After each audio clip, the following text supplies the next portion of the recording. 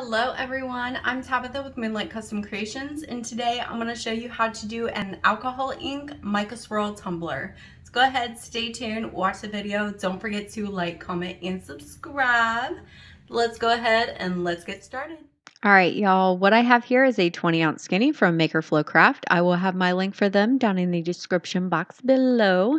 I did prep and sand this tumbler. I sanded it down with 80 grit sandpaper and spray painted it with Rust-Oleum 2x flat white. What I'm doing here is I'm taking 20 milliliters of epoxy and putting basically a flood coat, making sure I use the full 20 milliliters of epoxy. I did use a little bit of Helix from the glitter grind, and I will have my link for them in the description box below as well. I did mix just a little bit of that in there. I did want a little bit of sparkle because if you're not new to my channel, you know I love sparkle. But if you are new, I love sparkles. I love glitter. So we're just going to make sure that we get a nice even coat. I am using my KS resin here with the working time of 45 minutes. You don't really want to use a fast set. I have found when I have used a fast set and I'm trying to do the alcohol inks, I just don't have enough time to get the look that I want. So I always just use my regular epoxy. That way I have a longer working time. Now what we're going to start off with is we're going to start off with 3 Pinatas alcohol ink. This one is the Baja Blue, and I'm just going to go around doing little dots wherever I feel like I need them to go.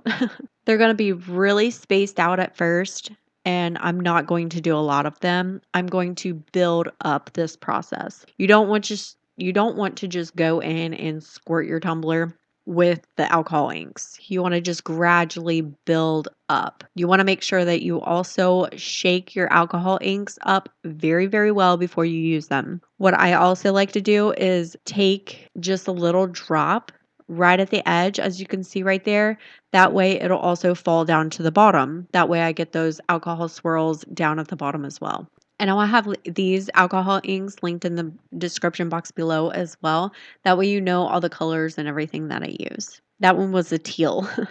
Now we're going to go in with our sapphire blue. And this is a little bit of a deeper blue than the Baja.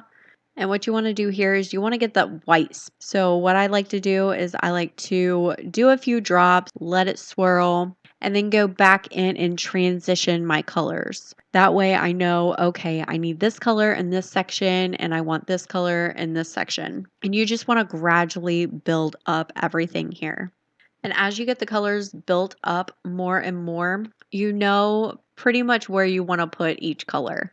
And then you can move just a little bit faster with putting down your alcohol inks. Now I will be doing mica powders over top of this. The reasoning why I did the alcohol inks first is because I wanted those colors to be in the base. And I didn't just want to paint it just straight blue or straight teal.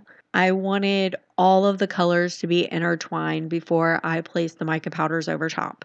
Now we're going to go in with Joker and Surf's Up. And I'm just putting this in our little medicine cups, as you see towards the back, kind of cut off. I am sorry about that. We're also going to use Wave, and all of these mica powders are from the glitter grind. I'm just putting one little pea-size amount of each mica powder into separate containers. I'm also going to be using Arctic, and that is a white mica powder. Also with the Arctic, I do put in just a little bit of Apple Barrel white acrylic paint. Now what you want to do is you want to make sure that these mica powders are mixed up very, very well within your epoxy. I have roughly about 10 mLs of epoxy in each one of my medicine cups. Now what I'm going to do is I'm going to start off with the Joker, and I don't like just doing it straight across. I like going in more of a diagonal all the way up at the tumbler. I usually start at the base and then work my way up, just doing a lot of squiggly lines and just taking my little popsicle stick here and letting it drizzle over top of the tumbler. And that's what I do with each one of my mica powders. I just go in at a diagonal, like a slight diagonal, not a full diagonal, slight diagonal. And then I will just start from the bottom and move my way up to the top. And right in through here, you just want to have fun with it. Just make some designs, make some squiggly lines. However you feel you need to put this mica powder on, you put it on there. This is why I love like doing mica powders, because you get so much creative freedom and you can literally make anything you want, and they're so easy to achieve. Like, it's hard to mess up this tumbler. It's very beginner friendly and it looks absolutely gorgeous in the end. Now, the same way that we did the alcohol inks, how we just transitioned between all the colors, that's what you want to do here. You want to put all the colors back on there and then just start back at the beginning and gradually build everything up. After I got the colors built up on how I want it on the tumbler, I just go in with the Arctic. I do not put a lot on here because I did not want a lot of white, because the idea of this tumbler is I wanted it to look like it was under the sea, like deep down into the ocean. And I wanted to put a little bit of white in there just to kind of break everything up, but I did not want to put a lot. And with this, you do want to kind of flip your turner. You don't want it to continue spinning in one direction. You want to make sure that you kind of watch it, see how the colors are moving and shifting, and then flip it in the opposite direction. Now, I am hitting it with my heat gun very, very lightly, not putting a lot of heat on it at all, because you don't want these colors just to smear together. Now, what I also like to do, would be a lot easier if you just have a 1 cup turner. I have a 4, so this was a little bit of a challenge for me, especially trying not to hit my camera. But what you want to do is you want to tilt your tumbler so that it's kind of up in the air, as you can kind of see right here. And then I also like to do it, whoa, camera almost fell. And then I also like to do it in the other direction so that the colors are moving up and then they're moving down. And that'll give you a nice swirling motion too. That way the colors aren't just wrapping around your tumbler. You get them moving in different sections. Now, after I do that, I always flip the direction that my tumbler is turning. And I will kind of babysit it for a few minutes, flipping the directions as I'm just kind of cleaning up and kind of babysitting my tumbler. Now that this cup is fully cured, we can go ahead and go in with our little decal here. This tumbler is absolutely gorgeous. I'm so in love with the way this has turned out. It's definitely turned out the way I had it pictured. So what I have here is I just cut out this turtle on a white piece of vinyl, because this turtle is just a water slide, and I know if I put the water slide on there, it's not going to show up. So what I'm going to do is I'm going to put the vinyl down first, and then I'm going to put my water slide on top. That way this sea turtle really pops and it looks like it's almost swimming in the ocean. So I just grabbed this sea turtle, put it on some transfer paper, and then placed it where I would like it on my tumbler. And then I'm just going to peel back the piece of transfer tape. I'm going to make sure that I don't have any bubbles or anything like that. Make sure everything is pressed down really, really good and adhered to the surface. And now I should have popped this in the water prior, but of course I didn't. So now we're going to put the sea turtle in the water and let it soak until it's coming off the backing. And that's how you know the water slide is ready. Once you get the water slide easily peeled off from the backing, what I like to do is I like to mirror my images and flip the water slide over and apply the water slide face down.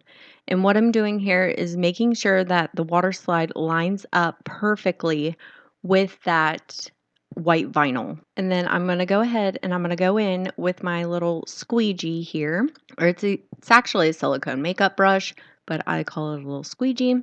And I'm going around the entire image, making sure that I don't have any water bubbles or anything like that, like air trapped in it. And I like to go around the edges and make sure that there's nothing around the edges either. What I also like to do is I like to roll it in my towel to get off all the excess water and to make sure that I didn't miss any air bubbles or water trapped underneath my water slide. And that's the final product after we got our decal on. This is so gorgeous. I cannot get over this tumbler. All right, now I did let my water slide dry for about an hour. You probably don't need that long, but I always have other stuff to do. So I let it dry for about an hour, and we're gonna go in with 20 milliliters of epoxy.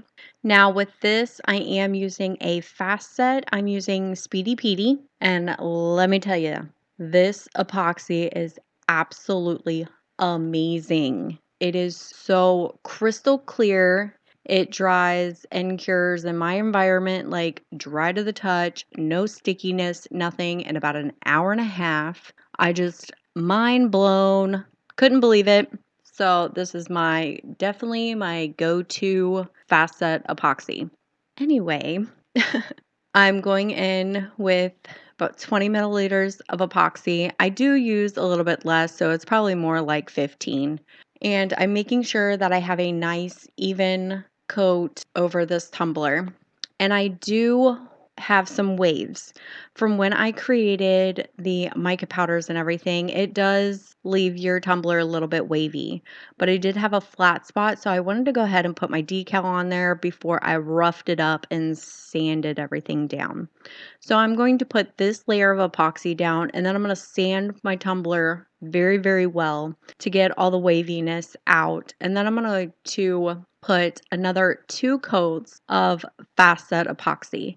And the great thing about this is the Speedy Petey, you can use it as all of your coats and even your final coat. So amazing. I can't get over it. All right, y'all. Now this is our final result of our tumbler. So amazing, so beautiful, so easy to create. And I really hope this inspired you to recreate this tumbler or create something similar. Thank you so much for watching. Don't forget to like, comment, and subscribe. And I will catch you all in the next one. Thank you so much. Bye.